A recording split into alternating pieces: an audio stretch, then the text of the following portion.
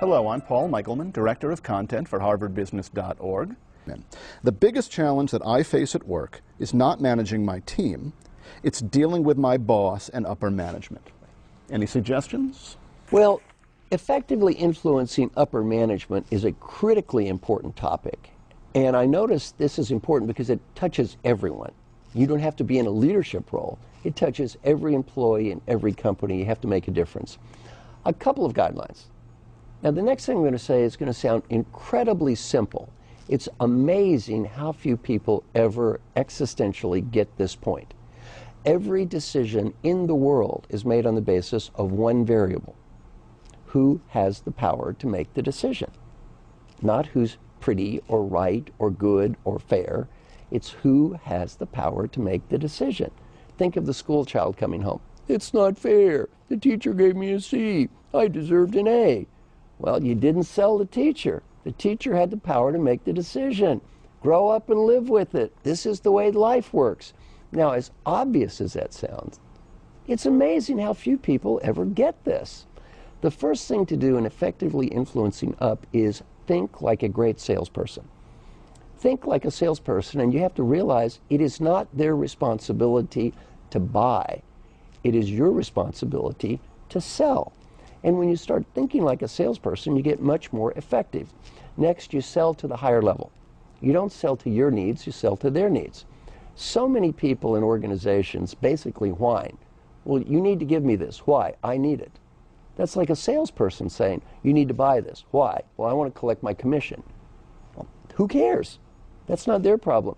You also have to realize when you influence up, you're taking away resources from somebody else. When you're asking for resources for yourself, you have to be sensitive to your peers.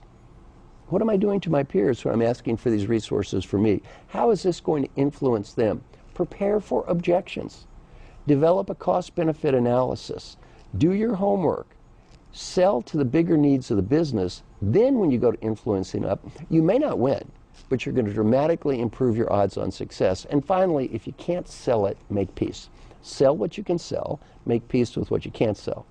And finally, never stick it to the boss if you can't sell it. Never go down and say, that idiot told me to tell you, especially if you're in middle management. I always teach middle managers this. If you're a middle manager, you stab your boss in the back in front of your direct reports. What do you teach your direct reports to do? Stab you in the back when they disagree with you. So you treat your manager with the same courtesy you would like to be treated with if those roles were reversed. Just a couple of quick guidelines.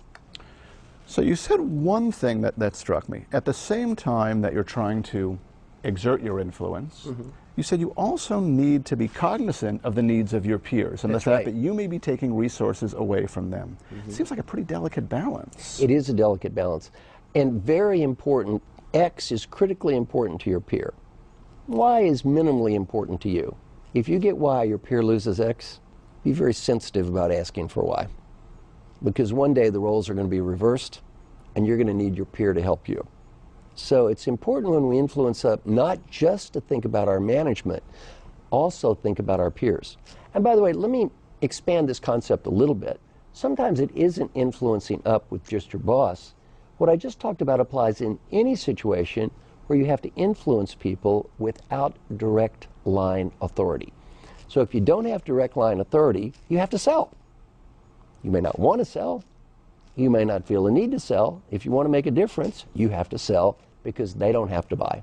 Marshall Goldsmith, thank you very much. Thank you. It was great fun. For more of Marshall's ideas, visit his Ask the Coach blog at harvardbusiness.org.